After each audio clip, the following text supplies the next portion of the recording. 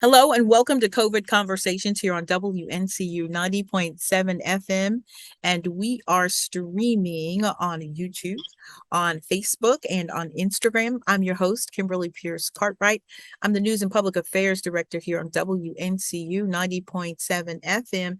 And we're using the Zoom platform, as always, to talk about how COVID-19 is affecting our world. I have the pleasure of having as my guest Dzidzai Muyengwa, and she is a research program manager at the UNC Center for Health Equity Research. And she's here today to talk to us about COVID today. And what should we be doing in this stage of the pandemic? Welcome, Zedia.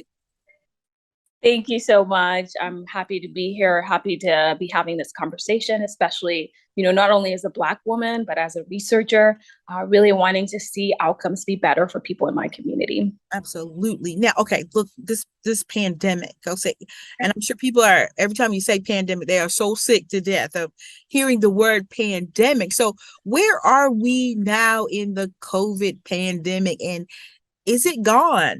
Nobody's wearing masks. Well, a few people are still wearing masks, but not the masses as before when we didn't have vaccines. Yes. So I guess I can do some level setting to start off. I would say things are better, but COVID is very much still with us. Just at the national level right now, we have about 56,000 cases a day. Hospitalizations, ICU admissions are down, and deaths go up and down. It just depends on the day, but that's about 400 people every single day that are dying from COVID across the nation. And to put that number in perspective, that is more than people that are dying of gun violence every day. And so there's definitely still a need for us to still continue practicing safety and also figuring out ways that we can live with COVID while still being safe. So, I mean, even though there's still COVID numbers, why don't you think people are talking about it? Is it not sexy anymore? I think a number of things, right? So like I said, things definitely have gotten better. And actually, sadly, COVID has worked through the population. So that has also impacted, I guess, how much, people are going to the hospitals, folks are dying and all of that. And also people have gotten vaccinated. So those are some of the things that have really helped us. I think part of it is that there's also just some fatigue around being in a pandemic, being locked inside, wearing a mask all the time. So I think I definitely have sympathy for that and have those same experiences myself where I'm like, why am I still wearing a mask? Where are we going to get to a spot where we don't have to at all? But like I said, it's still with us. We have to continue taking precautions to stay safe, especially for those that are very vulnerable.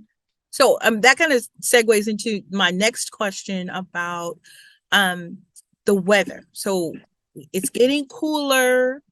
Are there concerns like that you see in your research that COVID will have an uptick because, winter's coming? People are going to be more confined. What are your thoughts on that? Yeah, so historically, there's been an uptick during the winters. And a great example of this is what happened last year. But people that do modeling are predicting that we will see some sort of an uptick, but it won't be as bad as it's been in the last couple years. And the reason for this is something I already mentioned, which is that we have better immunity. The virus has been working through the population with consequences because some people obviously got sick and didn't do so well, or worse, they died. And then the other thing is that a lot of folks have gotten vaccinated, though we need more people to get vaccinated. So what I would say is if the current variant that we have is called BA.5, if that virus sticks around, we should have an uptick and it shouldn't be too bad. But obviously that's all dependent on whether or not the virus mutates and becomes something else. Yeah, so you're talking about like the different variants of COVID. So are you saying that there's something different out there now than Omicron? Did I miss some variant in the process? Where are we with this?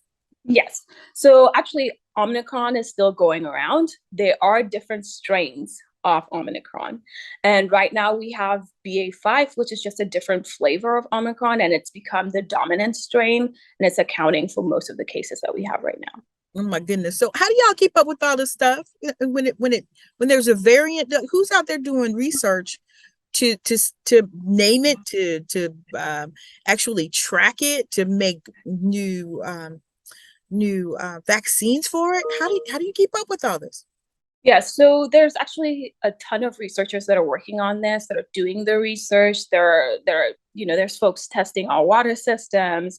There's folks figuring out which strains people have based off of tests that are coming out for folks that test positive. So there's a lot of people working on this, and they're the folks that are keeping track and trying to keep us informed as well. Okay. So, okay, let's talk about masks. Let's just go really far out there. So there's so many people that aren't wearing masks, but there's so many people too that, I know personally who are still popping up with COVID. So what about the mask? Is there a different suggestion about when and where to use it? At first it was 6 feet apart, everybody wear a mask, we're safer. But now so many people don't. So what's the recommendation as we're moving like very freely around? Right. I think, really we wear a mask as a precaution and to keep us safe. And what I would say is a lot of folks that I speak to say, well, I'm not at higher risk. And it's true in some sense for some folks. But what I would say is if you're alive, you are at risk. So I think, something that I like to tell people is that obviously this is a personal decision, but what we try to do on our project is make sure that we're sharing truthful information that's really relevant. And so I want people to be able to make the best decision for them. So what I would say is COVID is still there. I would advise folks to wear masks when you're in large crowds. I do not think that if you're outside and you're 6 feet apart, you still need to wear a mask. But what I would just say is try to protect yourself as much as you can. Wear your mask, hand sanitizer, wash your hands. The research shows that wearing any kind of mask actually helps you.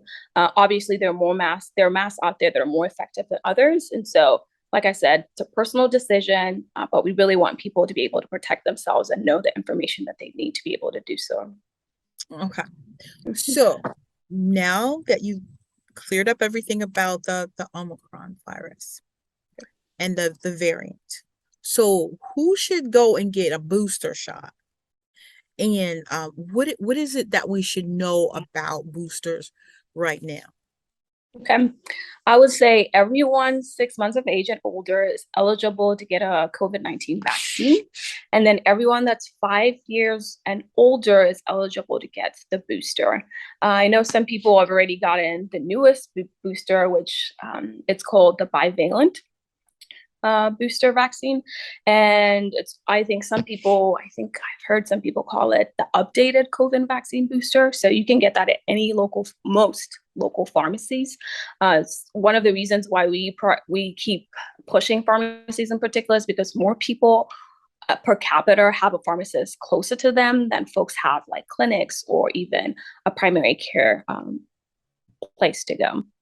So I went into, and I'm not going to say the name of the drugstore, and I was looking for a booster, Mm-hmm. and I was wearing a mask and everything, and it was like, oh my goodness, we do not do that here, and they hustled me out of the store to find other places to go and get this. So where can we go to get a booster? So Yeah, other than like the a local pharmacy. to the pharmacy, who Correct. else has this serum that we all need to try to survive this pandemic? Right. What I would say is for folks, depending on your location, it might be available in different spots. So usually what I do, I just looked up recently, I went to vaccines.gov, and you can actually put in your zip code and they will tell you the locations with different vaccines for children, the new booster vaccine, and also for folks that haven't gotten vaccinated at all, how to start your primary vaccine. Yeah. So another thing about like vaccine, so the flu vaccine has just become an everyday part of our lives. And when this time comes around, usually about October, is a recommendation to get your flu shot. Okay, so if you get a flu shot, then can you get a shot for COVID as well? I'm just flummoxed by the notion of having those two like powerful things working inside my body at the same time. Right. And this is what I would say. Again, it's a personal decision, but actually, there's really no practical reason not to take the vaccines together. What I would say is that, there are some people that know that, when I got the COVID booster sometime, last month or whenever you did get the booster, that you didn't feel so great. So maybe that might be someone that might want to take a pause. But what I would also mention is that we get a lot of vaccinations in combination. An example is measles, mumps, and rubella. Uh, there's a lot of vaccines that we get together. So folks don't really need to worry about that. But I would say judge for yourself depending on how you reacted to the vaccine last time. I know for me, I have an appointment set up to get my flu vaccine and the booster in 2 weeks, and I just wanted to get them together. So it might just be easier for people to take one trip and get vaccinated at the same time. And I know folks that have done that already. You are so brave. Like, But like, that's the thing. I actually know because I know like my sister got the booster and she didn't feel so great on that first day. And so that would be maybe somebody that I would say, take a beat. And then other folks I know that have gotten both vaccines and are doing fine. And I think I'll also do fine.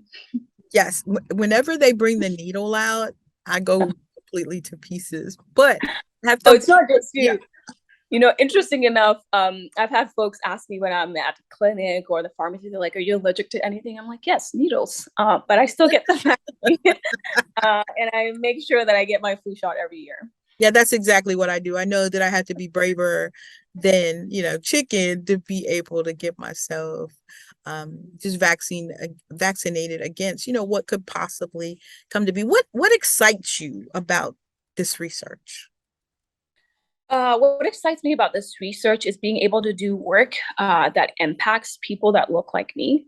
As a Black woman, seeing the statistics that say folks, people of color have a higher risk of dying from COVID, that we have a higher caseload, higher mortality rate, hospitalization. It's actually something that moves me to act and why I'm a part of this project. And so really my goal and something that excites me is being able to get information to folks that need it and that are disproportionately affected, and so that they can make the best decision for themselves and protect all of us in the community. Thank you so much.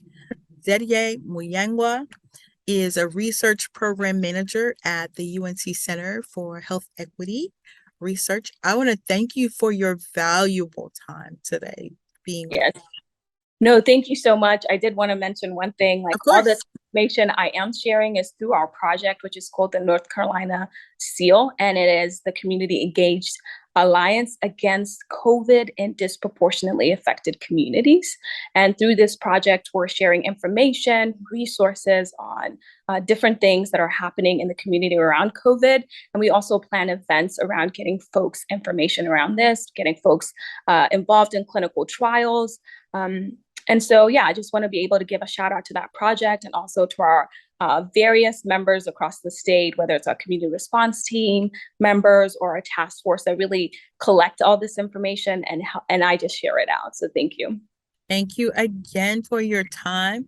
And we want to thank you, audience, for watching on YouTube, on Facebook, on Instagram, as well as listening to WNCU 90.7 FM. We want you to like us.